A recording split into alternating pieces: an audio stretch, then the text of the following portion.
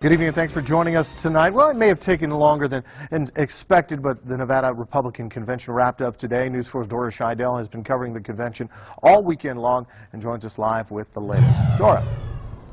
Hi, Brian. I'm here in front of John Esquaga's Nugget and Sparks, where Nevada's Republican Convention just wrapped up about 4 hours ago.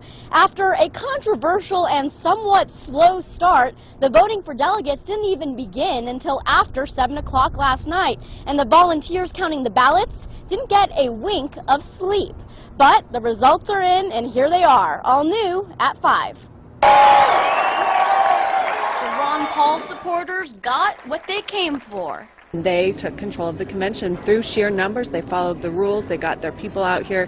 Even though it kept delegates in the convention hall until midnight, and people counting the ballots had to pull an all-nighter, Ron Paul supporters were elected to 22 of the 25 national delegate spots. There's finally some closure here. We have a full slate of elected delegates and alternates, so I'm happy to be sending those delegates to Tampa. But even though the majority of Nevada's delegation will be made up of Ron Paul loyalists, under party rules, they're going to be required to vote for Mitt Romney. 20 will vote for Romney and 8 for Paul because they are bound to follow the results of the caucus. You told me yesterday in your own words that Ron Paul supporters get extremely agitated when the rules are either being manipulated or not followed. Do you have faith that your Ron Paul delegates will follow the rules in Tampa?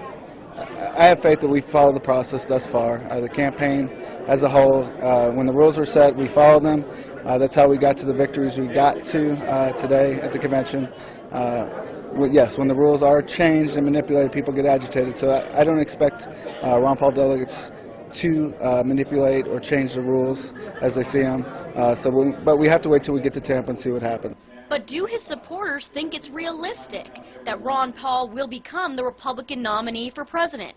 I asked James Smack, the newly elected committeeman, who also happens to be a Ron Paul supporter, what he thinks. The chances are pretty remote of that. I really don't see that. I don't really see a pathway to victory for him at this point. But it'd be nice. I'd love to see it, but I'll be a realist about it. It would be difficult. So what do Paul supporters hope to accomplish? But they'll be able to have influence on things like platform and rules and resolutions on the national level. So it's going to be spreading the Ron Paul message of liberty to the Republican National Convention. I asked Republican power player Sharon Angle about how she thinks this convention compared to the chaotic one in 2008. Well, of course, 2008 we had the lights turned out and we didn't complete the convention, so this was a complete improvement on that, being able to complete the business in an orderly way. And it now will be up to Mitt Romney to unite the party and win over some of those Ron Paul supporters. Reporting live from Nevada's Republican Convention in Sparks, I'm Dora Scheidel, News 4.